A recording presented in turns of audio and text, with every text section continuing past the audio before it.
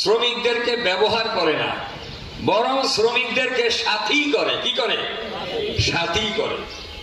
একটু আগে আপনারা শুনেছেন, আমরাও যখন শ্রমিকদের অধিকার নিয়ে কথা বলি, আমরা যেটা দেখতে পাই, শ্রমিকরা আজীবনই শ্রমিকদের অধিকার থেকে বঞ্চিত, যথাযথ অধিকার তারা পায় না।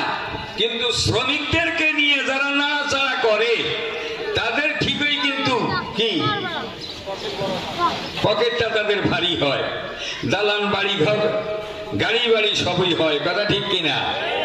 ইসলামে এই নীতি পছন্দ করে না। যুগে যুগে ইসলামকে প্রতিষ্ঠিত করতে গিয়ে, ন্যায়কে প্রতিষ্ঠিত করতে গিয়ে জীবনের তাজা রক্তকে ঢেলে দিয়ে, নিজের জীবনকে বিলিয়ে দিয়ে ন্যায় প্রতিষ্ঠার সংগ্রামকে ত্বরান্বিত করেছেন এবং ইসলামী আন্দোলনকে বেগবান করেছেন। সেই শহীদদের সর্বোচ্চ শাহাদাতের মর্যাদা কামনা করছি। আল্লাহ তাআলা তাদেরকে শহীদ হিসেবে কবুল করুন। বরণ করছি এই সব শহীদ, সেসব বন্ধুত্ব বরণকারী ভাইদের যারা তাদের শরীরের গুরুত্বপূর্ণ অঙ্গ হারিয়ে, কেউ চোখ হারিয়েছেন, কেউ পা হারিয়েছেন, কেউ বা দুই চোখ হারিয়ে অন্ধ হয়ে এখন জীবনযাপন করছেন। আমরা সেসব ভাইদের প্রতি দোয়া করি, আল্লাহ তাআলা তাদেরকে দুনিয়াতে একটা সুন্দর জীবন দান করুক। আল্লাহ রাসূল সাল্লাল্লাহু আলাইহি ওয়াসাল্লাম বলেন, শ্রমিকের গায়ের ঘাম শুকানোর আগে তোমরা তাদের ন্যায্য মূল্য পরিশোধ করে দাও, তাদের পারিশ্রমিক পরিশোধ করে দাও। এবং আল্লাহ রাসূল সাল্লাল্লাহু আলাইহি ওয়াসাল্লাম বলেন, তোমরা যা খাও, তোমাদের বাড়ির যারা কর্ম করে, যারা কাজ করে, তাদেরকেও ঠিক তাই খাওয়াবে। তোমরা যা পড়বে এবং তাদেরকেও ঠিক তাই পড়াবে।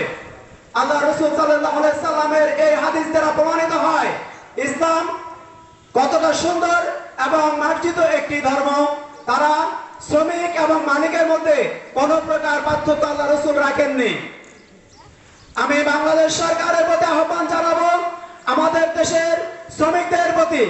এই শ্রমিকদের কারণেই আমরা যারা রাজনীতিবিদ যারা কথা বলি, তারা কথা বলতে পারি।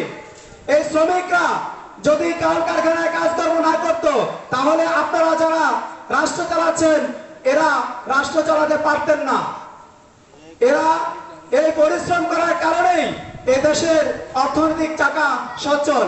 তাই আমরা অনুরোধ করব, আপনারা শ্রমিকের ন্যায্য অধিকার ফিরিয়ে দিবেন। কথায় কথায় শ্রমিকদের কাজ থেকে বাদ দেওয়া, কথায় কথায় শ্রমিকদের উপরে অত্যাচার করা, শ্রমিকদের বেতন ভাতা বন্ধ করে দেওয়া, এ সকল কাজ বন্ধ করতে হবে। এবং এই শ্রমিকের ন্যায্য অধিকার নিয়ে আমাদের যে শ্রম উপদেষ্টা আছেন, ওনার প্রতি উদাত্ত আহ্বান জানাবো। আমাদের আজকের এই শ্রমিক দিবসে, পহেলা মে দিবস, এই মে দিবসে আমরা আপনার প্রতি অনুরোধ করছি, আপনি এই শ্রমিকদের ব্যাপারে আপনার বড় বড় সিদ্ধান্ত নেবেন।